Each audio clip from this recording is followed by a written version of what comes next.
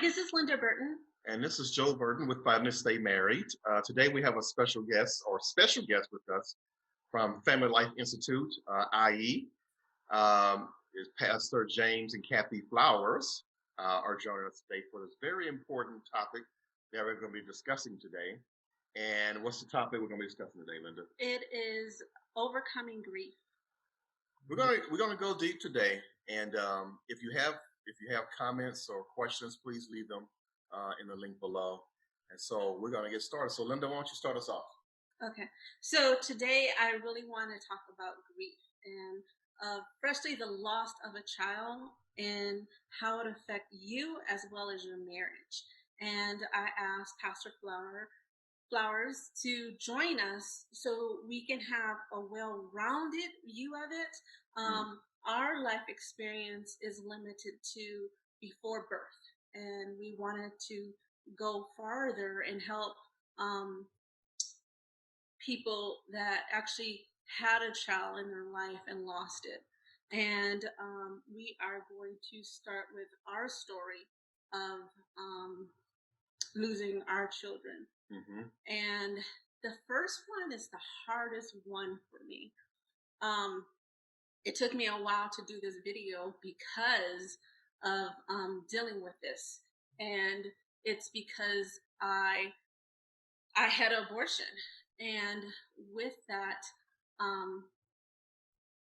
I realized if you had an abortion and you wasn't able to share with the person, then you're dealing with this grief all by yourself. And how hard it is to go through that process and to deal with the grief with that. Our second child we lost, actually it was twins. And do you want to share that? No, go ahead.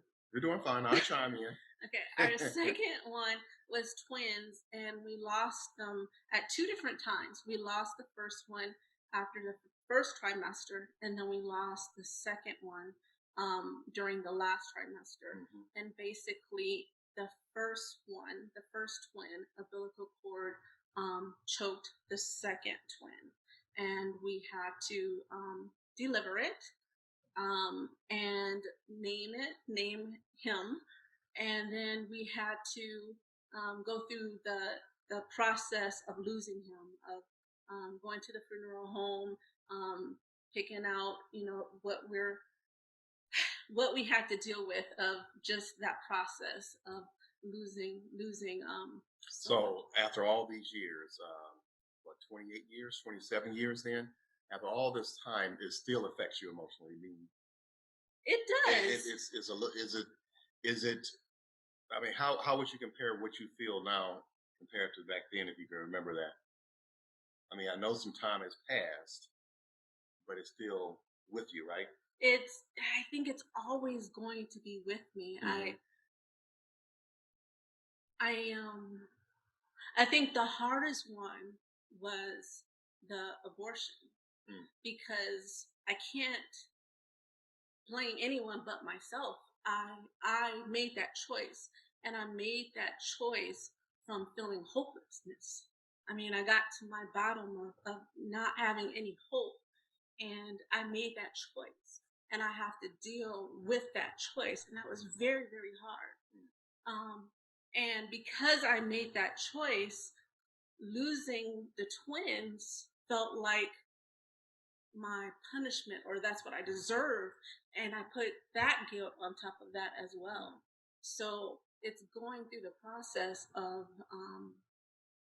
learning how to know that my God is better than that, or gooder than that, and knowing that those are two separate things, and knowing that I am loved, and God has a better plan, and we all make mistakes, and we all do things wrong, and I have to learn how to forgive myself. So it's definitely very, very, very challenging. Pastors, do you have anything that you can shed some light on? Okay, well, we certainly appreciate the opportunity of being with you. I think this is really a important topic. It takes a lot to actually talk about something like this. I think it's important that And I really want to say thank you for being brave enough to bring something of this nature with this much intimacy to the floor, because it'll benefit a lot of people, a lot of people. We've lost 3 children ourselves. And so whenever you like, we can talk about that part of it. But what we were really talking about now was the fact that you bring this to the table and that there's voices that talk in your head. Whenever you talk about this, there's voices that come to us that talk to us about things like blame and shame and those kinds of things, which makes it really difficult to talk about this. And it's probably why people don't talk about it. But those voices are very real and they're very painful, but they're also not true. So it's really important for us to be able to help someone understand that voice that's talking to them, telling them they ought to be ashamed of themselves, or that voice that said, if it hadn't been for you, that voice is not true.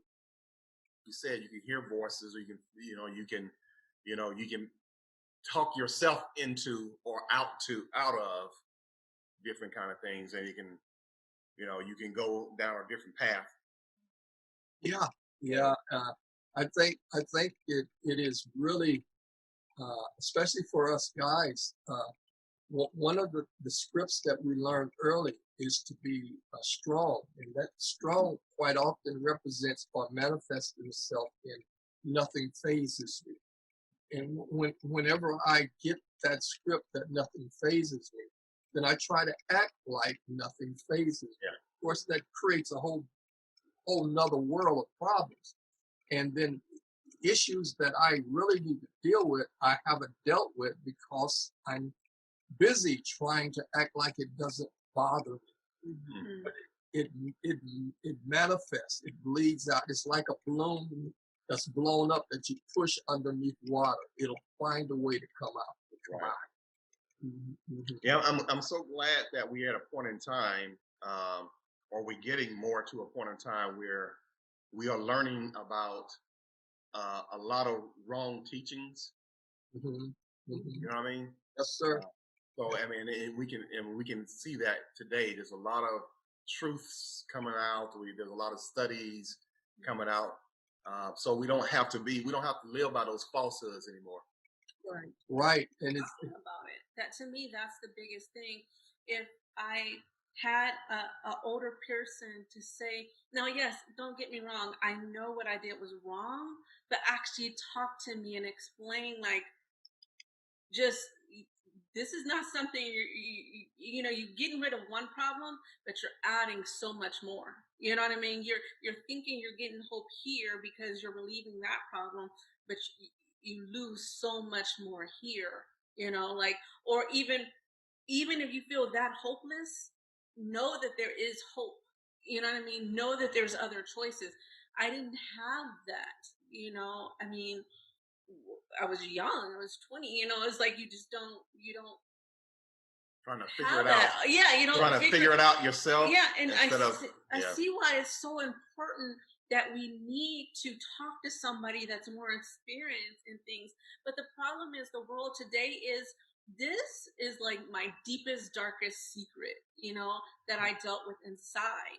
Mm-hmm. And don't get me wrong, it's hard to share it, but it's something that needs to be shared.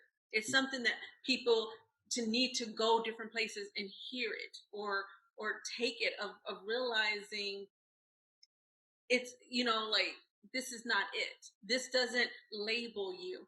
But when it's not spoken, it felt like it labeled me. Like, okay, now I'm going to be judged, or now people are going to look at me this way. And it is going to always be some.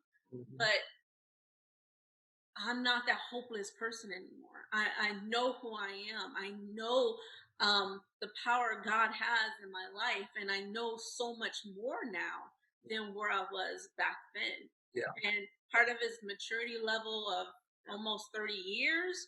And part of it is just having that good support team. I mean, like I mentioned, right after I did it, I long story short, I thought it wasn't done.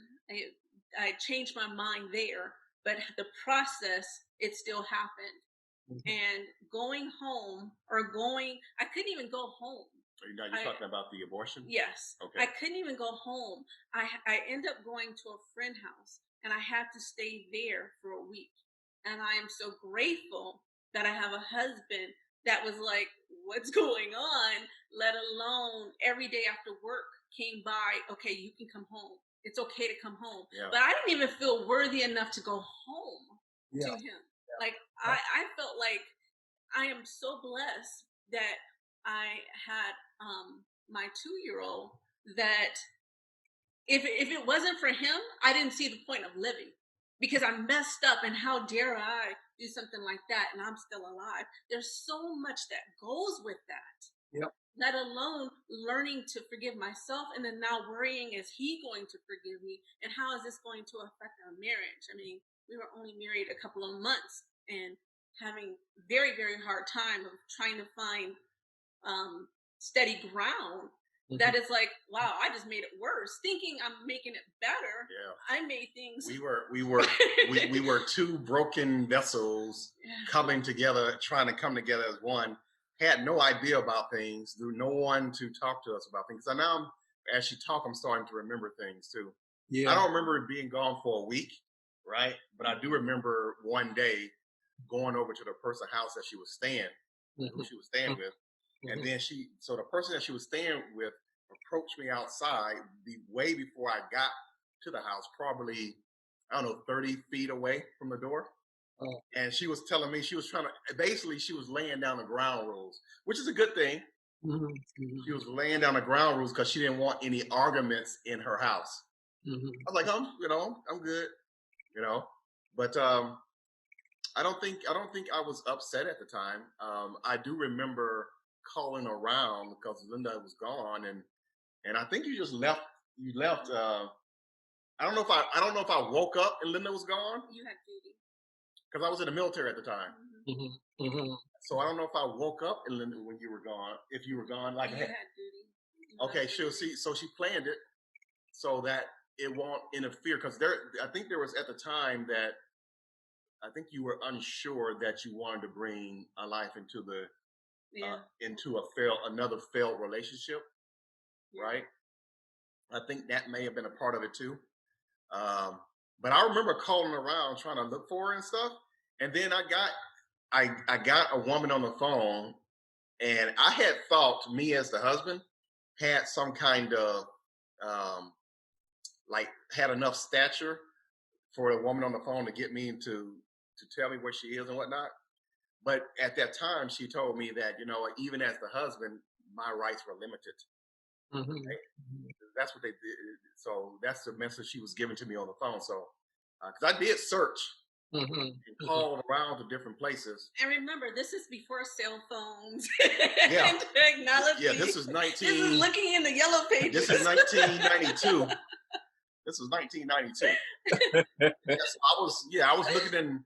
Yeah, it had to be yellow page. That's right. It had to be yellow pages. But I thought, so I thought I found her, but I may not have because the lady, because they give you the lowdown on what the rights are, So okay, but yeah. So I don't know what else from my memory will be jogged right now as she talks, but it's all starting to come back. Now in that at that time we didn't have the research that we have today about things. Now we find out in research that what we call it the executive portion of the brain is the part of the brain that makes morality choices, executive decisions, that has the moral issues and the ability to make good choices versus bad choices.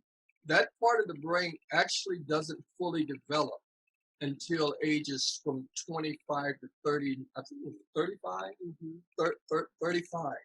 And so we're faced with doing things when we're not only not prepared for the consequences or the experiences that come with the decisions that we make, we can't always make good choices under the pressure of the experience that we're going through.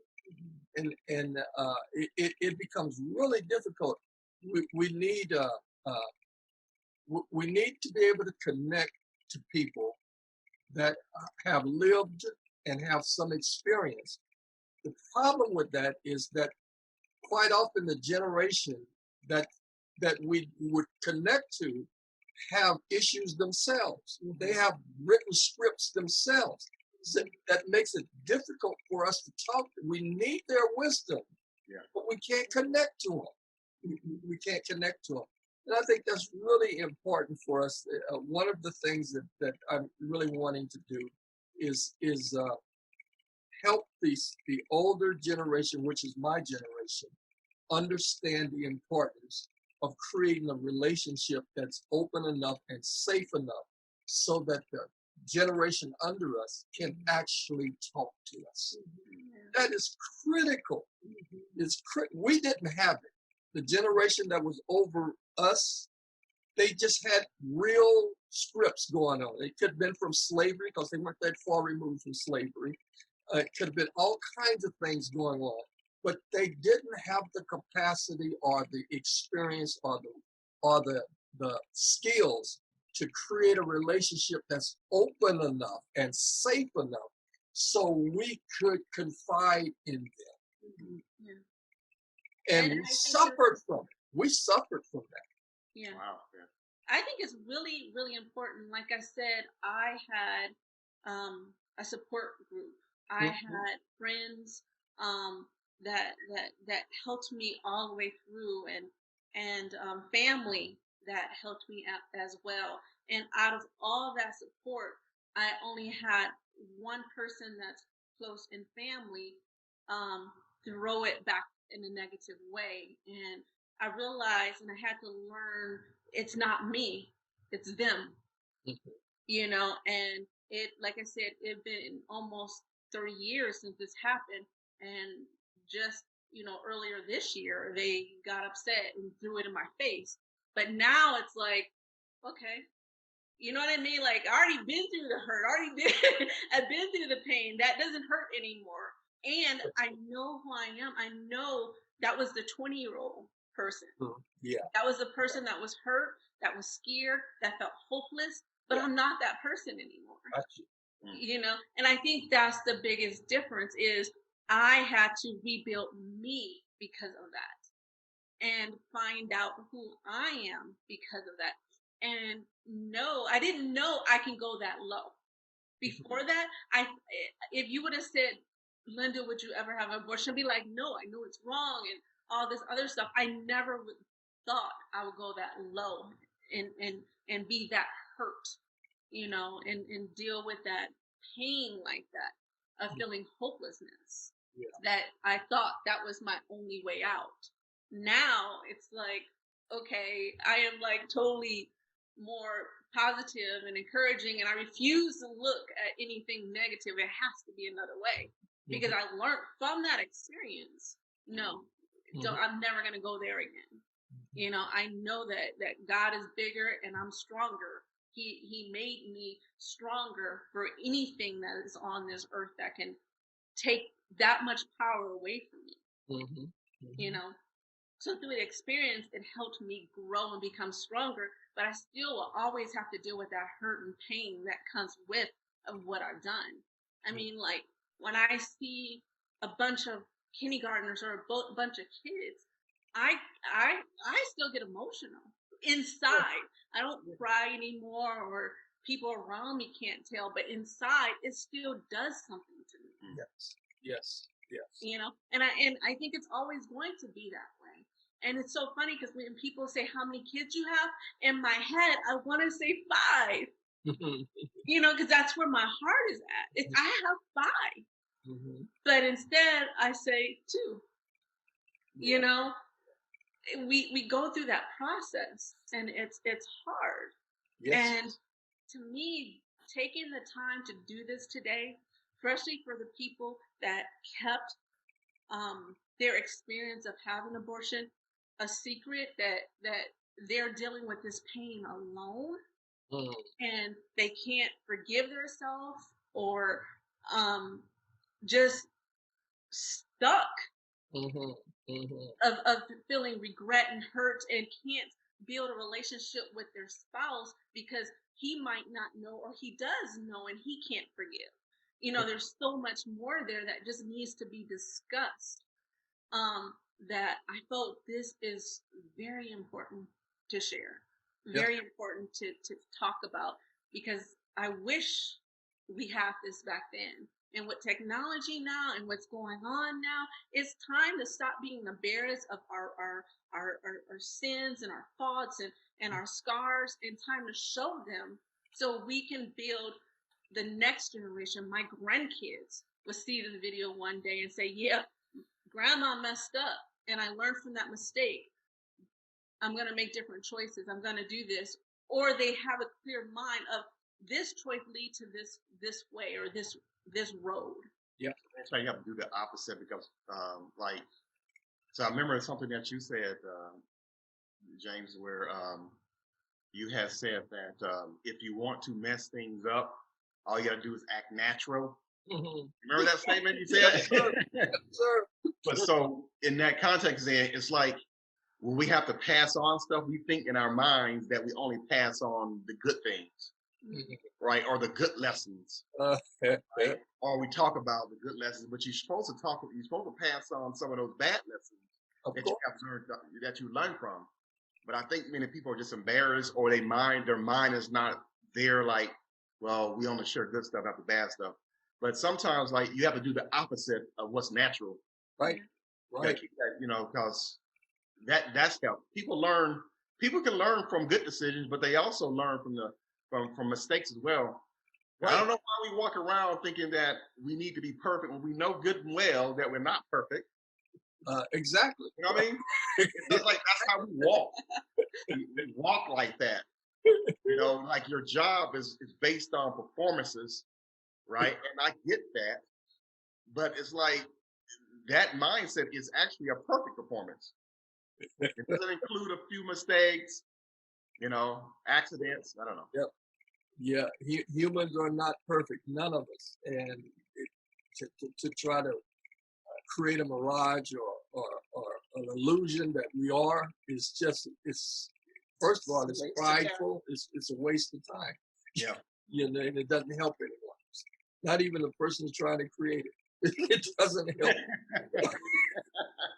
Right. So I really appreciate this. I don't know how far you want to go into this.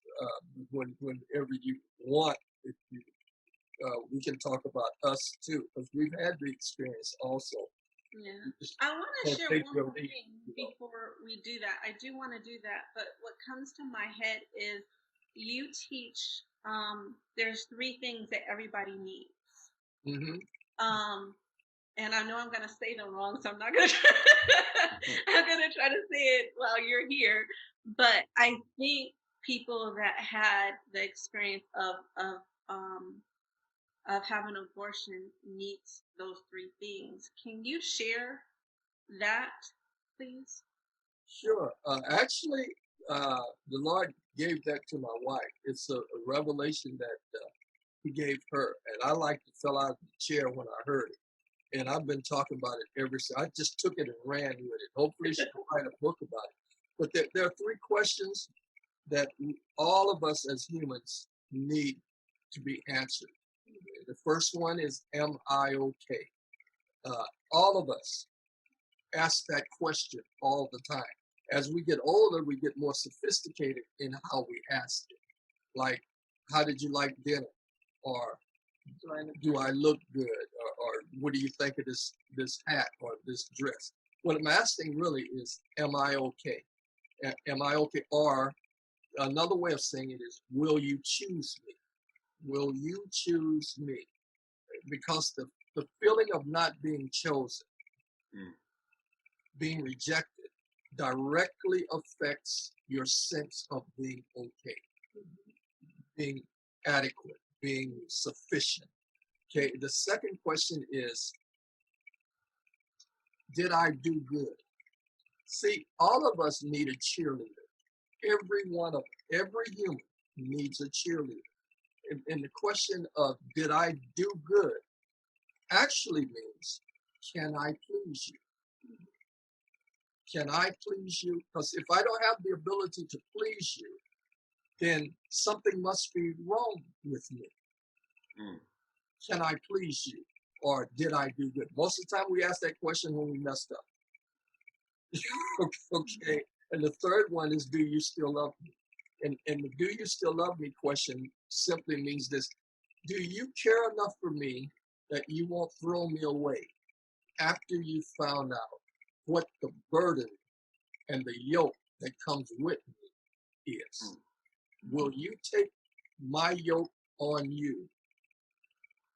Or am I not worth the trouble? Do you still love me? 3 questions. We always ask them all the time. And as good as we get, as when we get to the point where we're sharp enough to recognize when that person is asking that question, then we can answer it in a positive way. Because that's what we need. We need positive answers to those 3 questions. Because those 3 questions define our identity. The whole point of me asking you, Pastor Flowers, what was the 3 things, is the second one. I think after making that decision and doing that choice, they get stuck on the second one.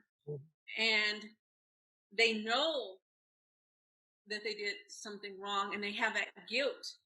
And they can do the first one. The first one is, am I okay? Am I okay? Am I okay?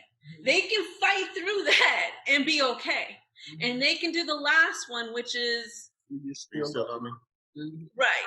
Because they overcame it and they're back together with the person, or they with somebody else, or just feel loved.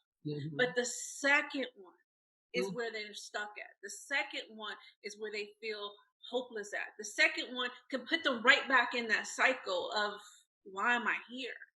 So I wanted to just spend a moment or a time to help them with the second one. It's even to the point of just knowing God forgives you and you have to forgive yourself, or whatever it is that can help them through. And I wanted you to just talk about that, to work through the process of that. Okay, I wish I actually had my notes from, I think, last Sunday, but we talked about it a little bit last Sunday. And I don't forget now where the scripture was, but it talked about God. He takes care of us. He would give humans, and I've gotten the wording off now, for us. And what it really means is, I love you so much, you please me. What we have to come to a place to understand is we have the ability to be pleasing to God. Just us, who we are, not our mistakes. You, the individual person, can be pleasing to God. Because that's what that question really means. Did I do good? Will you cheer for me? In other words, can I make you happy? So it begins with, can I please God? God, can I actually please you? Because if I can please you, even with the things that I've made, choices that weren't good choices, if I still have the capacity and the ability within me to please you, I can please me.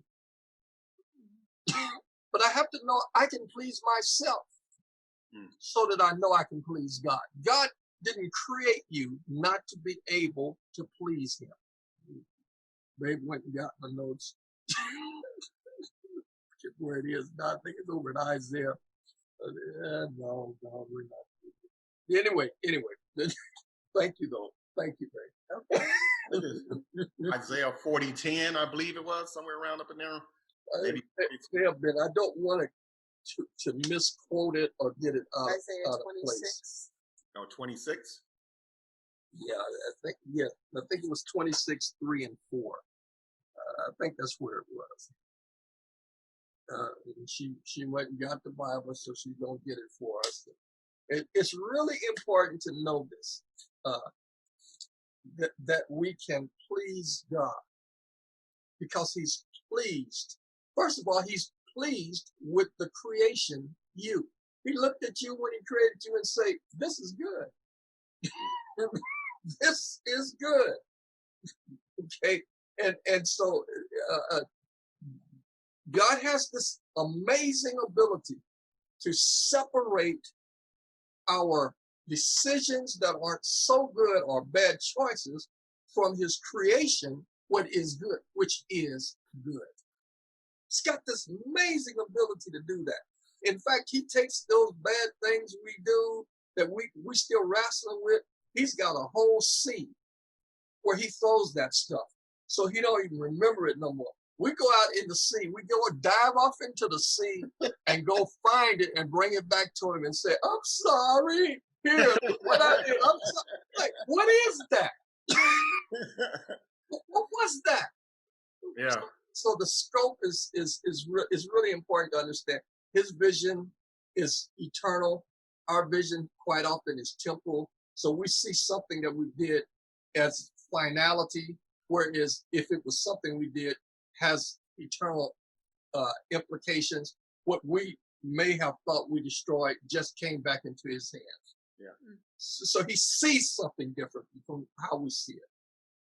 So we haven't talked about us, but just to tell you, I look forward to seeing my kids again. I look forward to it. I look forward. I would think and hope you would look forward to it too. Yes. Very powerful. Very, very good. So we're going to end it right there for the day for this first part of it and continue with next time. But before we go, though, I'd like the people to know a little bit about where they can find you. If you can give, your website. Our church website is https://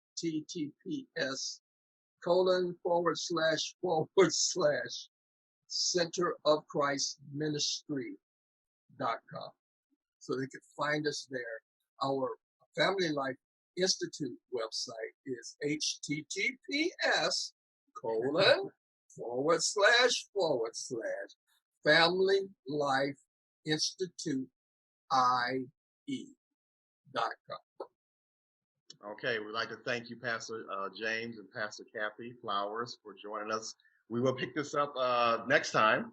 And also, this is Joe and Linda with Fighting to Stay Married. Don't forget you can follow us or join us on patreon.com/Fighting to Stay Married. And until next time, we'll see you soon. Thank you for listening. Thank you, guys. All right. Welcome. Thanks for having us. You know what? When you were talking, the marriage vows popped in my head.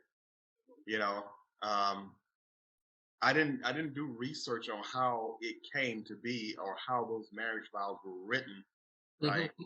But I know some of it says for better. One part is for better or for worse, mm-hmm. right? Mm-hmm. That's in there.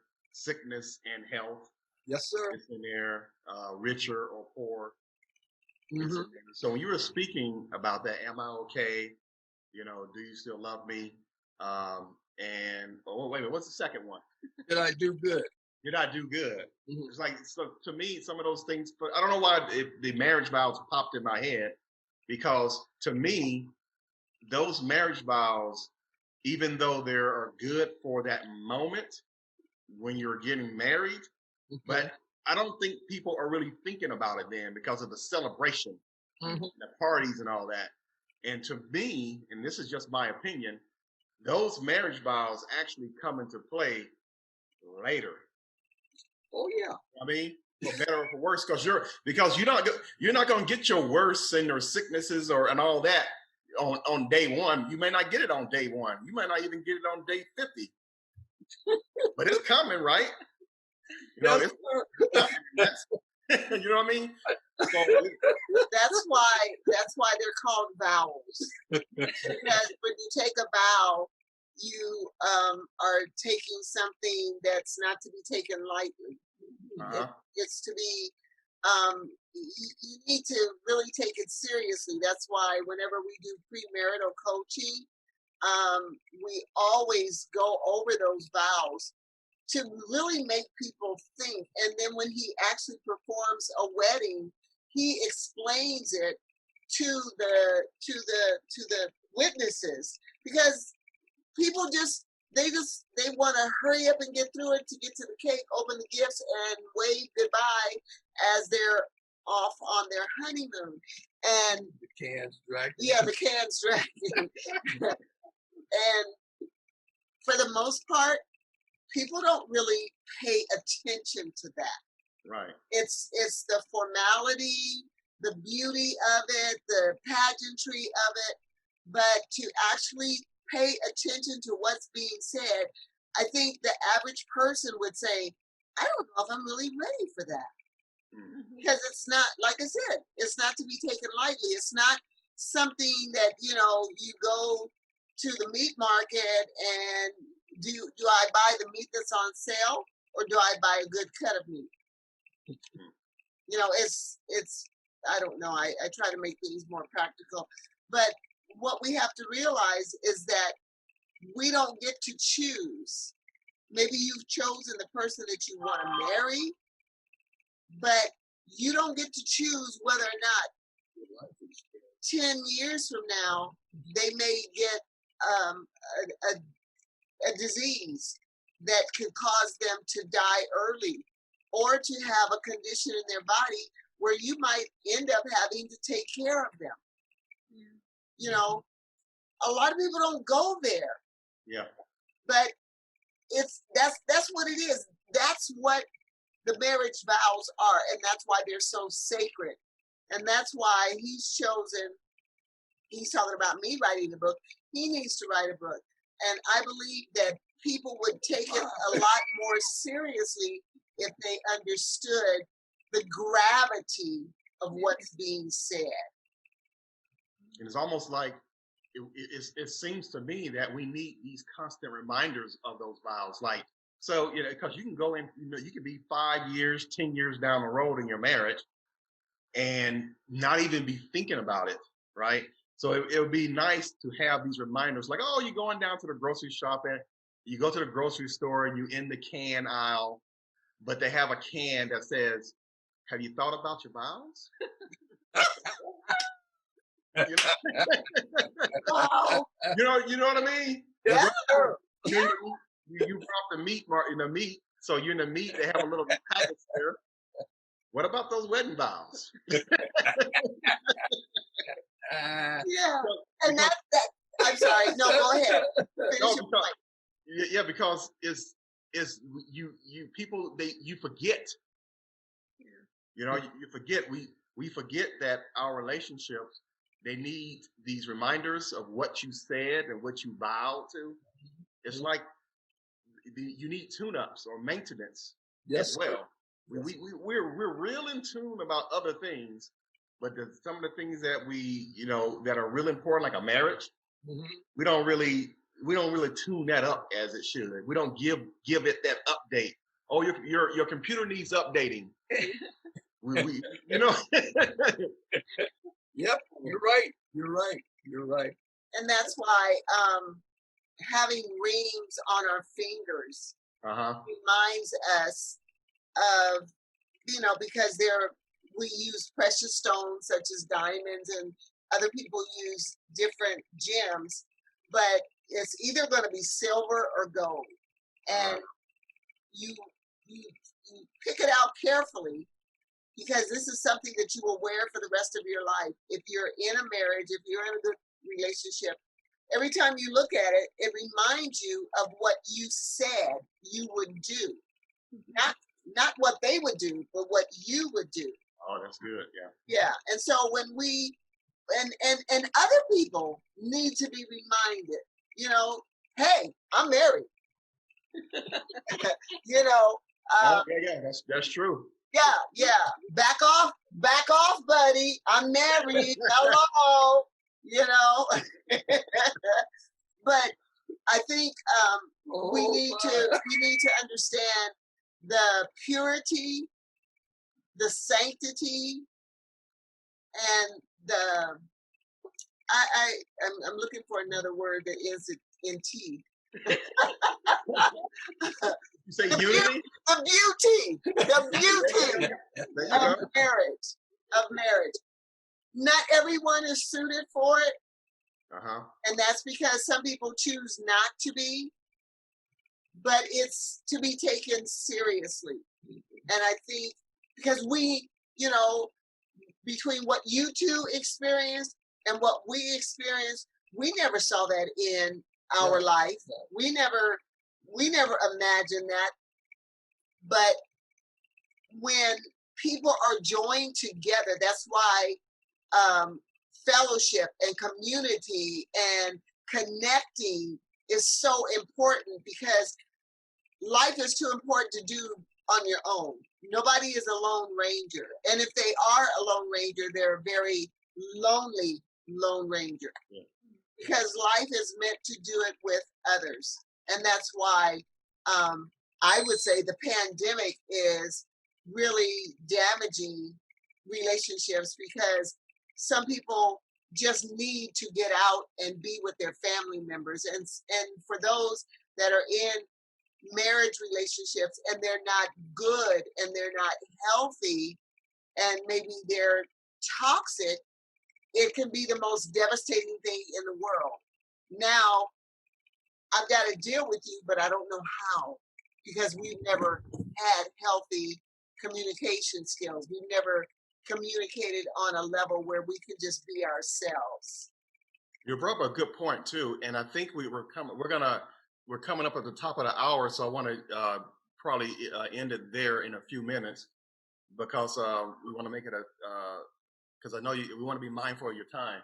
But you said something very important too about taking the marriage seriously, because it brought up a point where I remember being in the military at one point, and I remember this guy was trying to pick up this woman, try to talk to this woman, and she was trying to defend herself like, I'm married. And I would never forget what he said. He said, so I'm married too. Oh, wow. He said that. So it's like, we need to, we either ourselves, like I use myself, for example, either me, like I need to be reminded, right? Somebody else need to come in and say something and remind you. Because sometimes we just get messed up in the head. You know what I mean? Right. Like, he was very messed up in the head. Yeah. From that statement, right? But she was trying to. But the thing about it is, she didn't leave, and she still stayed and allowed him to talk.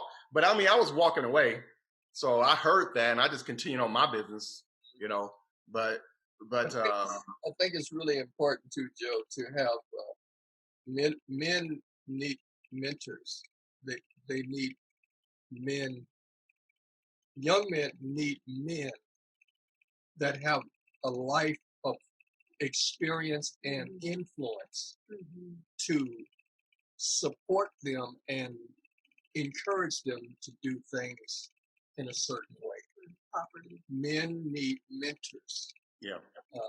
And when that's not when we don't have that, it becomes really difficult for guys. I'm just talking about guys now from a guy point of view. It becomes really difficult for a guy to be the guy he's supposed to be. I have a voice in my head, Joe, all the time. It's called my dad. He's in my head. He's gone, but he's in my head all the time. From when I was about 5 or 6, out there trying to help him fix his car, he took the car and made me understand. You service your wife as we service our car. He talked about servicing your wife. I don't know nothing about no wife at 5. But today, at 72 years old, I hear him talking to me about servicing my wife. I hear him talking. Things that go by that I let pass, I hear him in my head. Boy,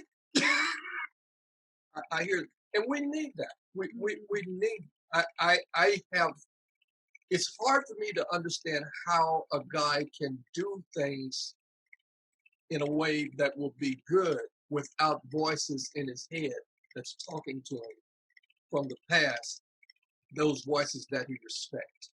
Mm. I wanted to be like Daddy, and he took advantage of that and taught me how to be a husband. He spoke into my life and said, flowers, men, treat their wives like this. This is who we are. Thank you, Pops. That's good. And so for us today, we gotta do this for our kids, for our Right. young boys, and Right. for our young men. We Right. got to be able to speak into their lives and say, Burtons treat their wives like this. Mhm. This is who we are. This is who we are.